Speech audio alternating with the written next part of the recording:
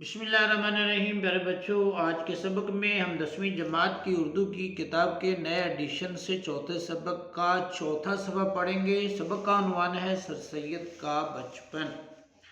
اس صفحے میں پیارے بچوں سر سید کہتے ہیں، بیان کرتے ہیں کہ دلی سے تقریباً 14 میل کے فاصلے پر ایک گاؤں ہے جس کا نام ہے مغل پورہ۔ وہاں ان کی کچھ جائیداد تھی، کچھ ان کی زمین تھی، تو اپنے یہ والد کے ساتھ وہاں جایا کرتے تھے، اس گاؤں میں رہتے، اور اس گاؤں میں سے جو ہے وہ عمدہ دودھ، دہی، تازہ گھی اور باجرے اور مکئی کی روٹیاں وہاں سے کھایا کرتے اور ان کا لطف لیا کرتے تھے۔ آخر میں جو بڑا اقتباس ہے سبق کا، اس میں سر سید کی ملاقات جو ہے بادشاہ سے جو ہوتی ہے اس کا تذکرہ ذکر کیا گیا ہے۔ بادشاہ کا نام ہے اکبر شاہ، تو ان سے ملاقات کا تذکرہ، ان سے ملاقات، انعامات، عنایات، نوازشات کا تفصیلی اس پیراگراف میں ذکر کیا گیا ہے۔ اب ہم سبق کو پڑھتے ہیں۔ جب شاہ صاحب نے روپیہ چڑھانے کا ارادہ کیا تو والد صاحب نے عرض کی، ارادہ سوچا یا خیال کیا تو والد صاحب نے عرض کی کہ حضرت، میرے اور میری اولاد کے جیتے جی آپ نظر کا روپیہ لینے کی اوروں کو اجازت دیتے ہیں۔ اوروں کو مطلب دوسروں کو۔ تو سر سید کے والد کہتے ہیں کہ میرے ہوتے ہوئے، میری اولاد کے ہوتے ہوئے آپ دوسروں کو روپیہ لینے کی اجازت دیتے ہیں؟ شاہ صاحب نے فرمایا، نہیں نہیں، تمہارے سوا کوئی نہیں لے سکتا، میں اس وقت صغیر سن تھا۔ سر سید کہتے ہیں میری عمر اس وقت بہت کم تھی جب شاہ صاحب نے روپیہ چڑھایا۔ والد صاحب نے مجھ سے کہا، جاؤ روپیہ اٹھا لو۔ میں نے آگے بڑھ کر روپیہ اٹھا لیا۔ والد صاحب نے مجھے اجازت دی کہ آپ آگے جائیں اور جو انہوں نے روپیہ وہاں چڑھایا ہے وہ آپ اٹھا لیں۔ دلی سے 7 کوس مغل پور ایک جاٹوں کا گاؤں ہے۔ 7 کوس جس طرح 14 میل کو کہتے ہیں اور یہ تقریباً 21 کلومیٹر کے قریب فاصلہ بنتا ہے۔ وہاں سر سید کے والد کی کچھ ملک جائیداد بطور معافی کے تھی، یعنی کہ جس کا ٹیکس معاف ہوتا ہے، بطور معافی کے تھی۔ اگر کبھی فصل کے موقع پر ان کے والد مغل پور جاتے تو ان کو بھی اکثر اپنے ساتھ لے جاتے اور ایک ہفتہ گاؤں میں رہتے۔ فصل کے دنوں میں سر سید کے والد وہاں جاتے تھے اور پھر سر سید کو بھی اپنے ساتھ لے جاتے اور ایک ہفتہ وہاں قیام کرتے۔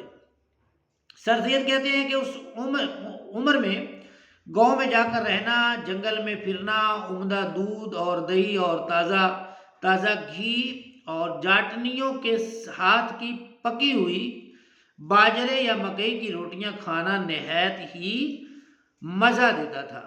جاٹنیوں مطلب جاٹوں کی جو بیگمات بیویاں، ان کی طرف ان کے حوالے سے بات کی گئی ہے۔ عمدہ، بہترین، مزہ دیتی تھی، لطف دیتی تھی۔ اسی طرح سر سید کے والد کو اکبر شاہ کے زمانے میں ہر سال بطور جلوس کے جشن پر 5 پاریچہ اور 3 رقوم جواہر کا خلعت عطا ہوتا تھا۔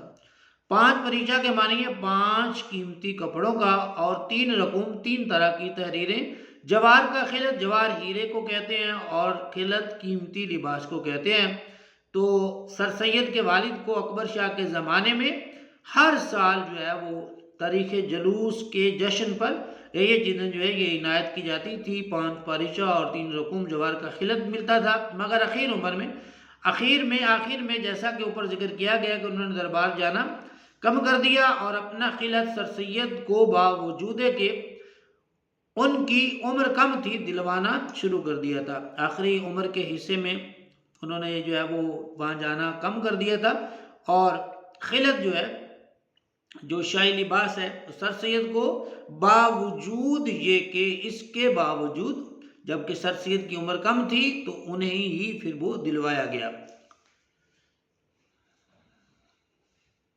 عزیز طلبہ، سر سید کہتے ہیں کہ ایک بار خلعت ملنے کی تاریخ پر ایسا اتفاق ہوا، وہ جو قیمتی لباس تھا، بادشاہی لباس، قیمتی خلعت کے ملنے پر اس تاریخ پہ ایسا موقع آیا کہ ایسا اتفاق ہوا کہ والد بہت سویرے اٹھ کر قلعے چلے گئے اور میں بہت دن چڑھے اٹھا، ہر چند بہت جلد گھوڑے پر سوار ہو کر وہاں پہنچا، مگر پھر بھی دیر ہو گئی، پھر بھی وقت پہ نہ پہنچ سکا، دیر سے پہنچا۔ جب لال پردہ کے قریب پہنچا تو قاعدہ کے موافق، دستور کے مطابق دربار میں جا کر آداب بجا لانے کا وقت نہیں رہا تھا، وقت جو ہے وہ نکل گیا تھا۔ قاعدے اور قانون کے مطابق، دستور کے مطابق دربار میں پہنچ کر آداب کرنے کا جو ٹائم تھا وہ گزر چکا تھا۔ داروغہ نے کہا، جو خادم تھا وہاں پہ ملازم تھا، اس نے کہا بس اب خلعت پہن کر ایک ہی دفعہ دربار میں جانا، لباس پہن کر جو ہے وہ ایک ہی بار تیار ہو کر نکل جانا۔ جب خلعت پہن کر میں نے دربار میں جانا چاہا تو دربار برخاست ہو چکا تھا۔ جب انہوں نے خلعت پہنا، قیمتی لباس پہنا اور وہاں پہنچے تو برخاست ہو چکا تھا، دربار جو ہے وہ ختم ہو چکا تھا، اور بادشاہ تخت پر سے اٹھ کر ہوادار پر سوار ہو چکے تھے، وہ پالکی پر یا ڈولی میں سوار ہو چکے تھے۔ بادشاہ نے مجھے دیکھ کر والد سے، جو اس وقت ہوادار کے پاس ہی تھے، پوچھا کہ تمہارا بیٹا ہے؟ انہوں نے کہا حضور کا خانہ دار میرا ہی بیٹا ہے۔ بادشاہ چپکے ہو رہے، بادشاہ جو ہے وہ خاموش ہو گئے۔ لوگوں نے جانا کہ بس اب محل میں چلے جائیں گے، مگر جب تسبیح خانے میں پہنچے، تسبیح خانے ذکر و عبادت کی جو جگہ ہے وہاں پہنچے تو وہاں ٹھہر گئے۔ تسبیح خانے میں ذکر کی جگہ پر میں بھی ایک چبوترا بنا ہوا تھا، ایک اونچی جگہ بنی ہوئی تھی جہاں کبھی کبھی دربار کیا کرتے تھے۔ اس چبوترے پر بیٹھ گئے، اس اونچی جگہ پر بیٹھ گئے اور جواہر خانے کے داروغہ کو کشتی جواہر حاضر کرنے کا حکم دیا۔ کشتی جواہر کا ڈبہ یا صندوق جو ہے اس کو حاضر کرنے کا حکم صادر فرمایا۔ میں بھی وہاں پہنچ گیا تھا۔ بادشاہ نے مجھے اپنے سامنے بلایا اور کمال عنایت سے بڑی مہربانی کے ساتھ میرے دونوں ہاتھ پکڑ کر فرمایا کہ دیر کیوں کی؟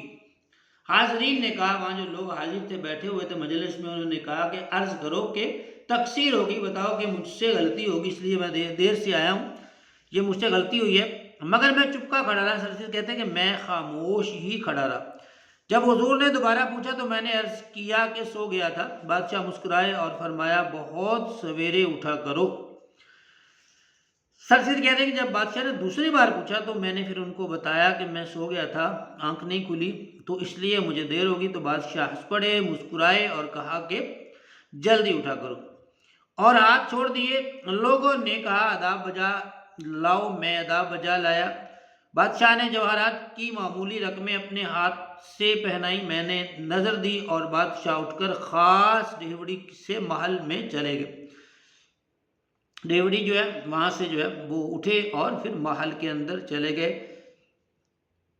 تمام درباری میرے والد کی بادشاہ کی اس عنایت پر مبارک سلامت کہنے لگے۔ سرسید کہتے ہیں کہ اس زمانے میں میری عمر 8-9 برس کی ہوگی تقریباً۔ سرسید کہتے ہیں کہ میری عمر جو ہے ان دنوں میں 8 یا 9 سال کی تھی، یا میں 8 یا 9 سال کا تھا۔